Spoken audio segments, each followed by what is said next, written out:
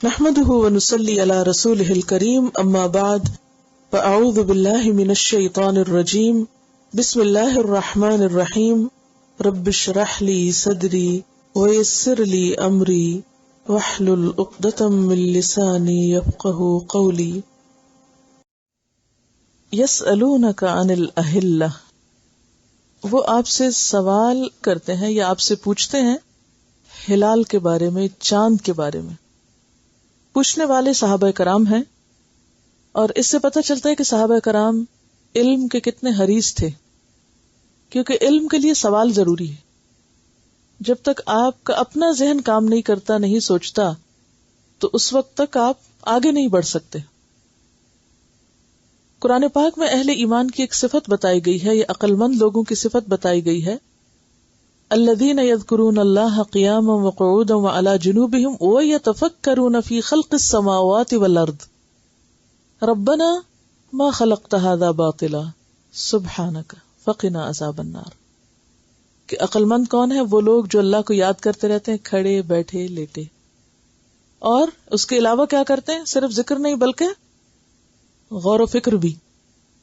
وَيَتَفَكَّرُونَ فِي خَلْقِ السَّمَاوَاتِ وَالْأَرْضِ، آسمانوں اور زمین کی تخلیق میں غور کرتے ہیں کہ یہ کیا ہے، کیسے بنا، کس لیے بنایا گیا، اس کا مقصد کیا ہے، اور پھر اس نتیجے پہ پہنچتے ہیں کہ ربنا ما خلقت ھذا باطلا، کہ یہ بیکار نہیں، اس کا کوئی مقصد ہے۔ سبحانک، تو پاک ہے کہ کوئی بیکار کام کرے، فقنا عذاب النار، ہمیں آگ کے عذاب سے بچا۔ تو یہ عقل مند لوگوں کی جو صفت قرآن میں بیان ہوئی، تو سب سے پہلے یہ کس کی صفت ہے؟ اس کے مستحق کون ہے؟ صحابہ کرام۔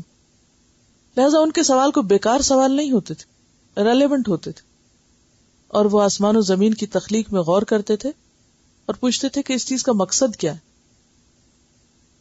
اب چاند کا گھٹنا بڑھنا اور اندھیری رات میں چاند کا چمکنا جو ہے، وہ کس کو اپنی طرف متوجہ نہیں کرے گا؟ ہر ایک کو کرے گا۔ سوال کیا گیا کہ یہ ایسا کیوں ہے، اس کی کیا حکمت ہے؟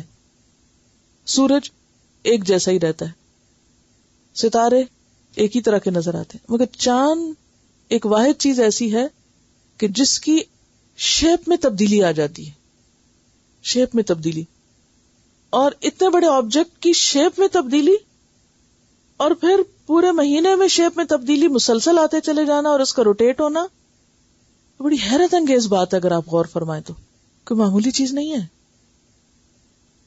یعنی آپ دیکھیے کہ ایک دن آپ دیکھیں تو ایک طرح نظر آ رہا ہے، دوسرے دن کچھ اور طرح، تیسرے دن کچھ اور طرح، اور وہ کوئی چھوٹی سی چیز میں نہیں، اتنی بڑی چیز ہے اور اتنی دور ہے اور چمک بھی ہے اس کے اندر، تو وہ کٹ کیسے لگتا ہے؟ یہ تو اب بہت سی باتیں اب پتہ چلی نا کہ حقیقی طور پر اس کے اندر تبدیلی کیسے آتی ہے، لیکن یہ اللہ کی قدرت کی ایک بہت بڑی نشانی ہے۔ وہ کون ہے جو مستقل طور پر روز نیا چاند نکالتا ہے، روز ایک نئے کٹ کے ساتھ آپ کو دکھاتا ہے؟ I mean, it's a changing art. اس کے پیچھے کیا حکمت ہے؟ تو لوگوں نے اس کے بارے میں سوال کیا کہ چاند کا گھٹنا بڑھنا اور اس کی شکلوں کا بدلنا، یہ سب کیوں ہے؟ کتنا انٹیلیجنٹ کوسچن ہے نا۔ اور پھر وہی بات کہ دین اور دنیا ساتھ، ذکر کے ساتھ غور و فکر بھی۔ قل ہی مواقیت، کہہ دیجئے یہ کیلنڈر ہے۔ اب میں یہ لفظ گھڑی نہیں استعمال کری، کیونکہ گھڑی گھنٹے بتاتی ہے، کیلنڈر تاریخیں بتاتا ہے، ٹھیک ہے؟ تو یہ ایک کیلنڈر ہے، عالمی کیلنڈر یا کائناتی کیلنڈر ہے، کیونکہ میقات کا لفظی معنی کیا ہے؟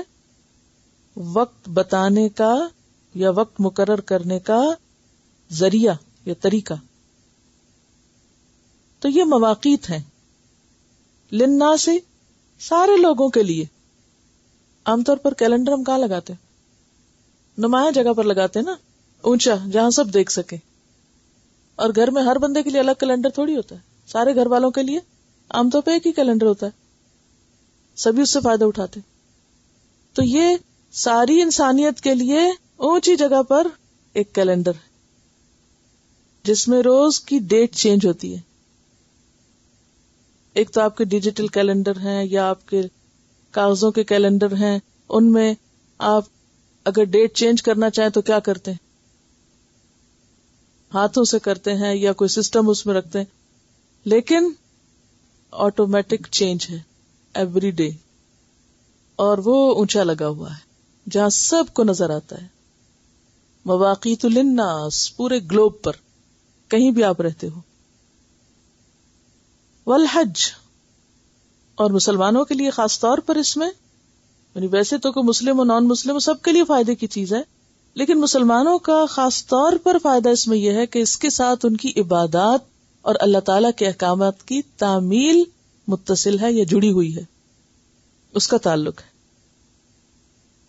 اب آپ دیکھیے کہ سوال جو تھا سو تھا، لیکن جواب میں کتنی حکمت ہے. اب یہاں طریقہ نہیں بتایا گیا کہ یہ ہوتا کیسے، یہ اللہ تعالیٰ کو پتا تھا، انسان خود ہی غور و فکر کریں گے پتہ چل جائے گا ان کو کہ کیا ہوتا ہے کیسے ہوتا ہے، لیکن اس کا جو اصل مقصد ہے اس پر نظر رکھی گئی. یعنی قرآن بامقصد کتاب ہے، یہ کوئی سائنسی معلومات کی کتاب نہیں ہے، کسی بھی لمحے مقصد پیچھے نہیں جاتا.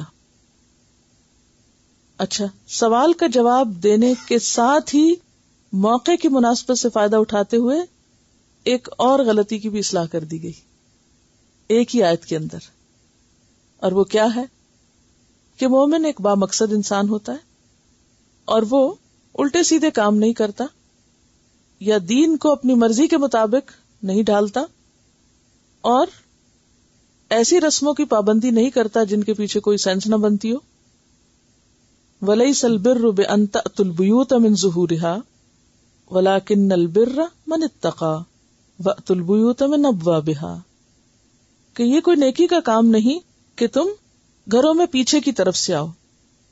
جیسا کہ پہلے بھی عرض کیا میں نے کہ اہل عرب کے ہاں رواج یہ تھا کہ وہ حج کے لیے جب ایک دفعہ نکلتے تو پھر اگر واپس لوٹنا پڑتا کسی کام سے تو دروازے سے اندر نہیں جاتے تھے.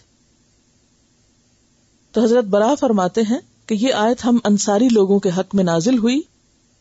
وہ جب حج کر کے واپس آتے تو دروازوں سے نہ آتے، پچھواڑے سے آتے. ایک دفعہ ایک انصاری دروازے سے اندر آ گیا تو سب اسے خوب لعنت ملامت کرنے لگے.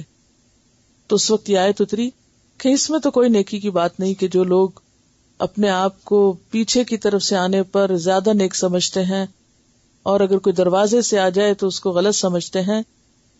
یہ تو ایسی بات ہے جس کے پیچھے کوئی لاجک نہیں، کوئی اس کی تک نہیں، سینس نہیں. وَأْتُوا الْبُيُوتَ مِنْ أَبْوَابِهَا، سیدھے کام کیا کرو، دروازے سے آؤ گھر میں. اور اصل کرنے کا کام کیا؟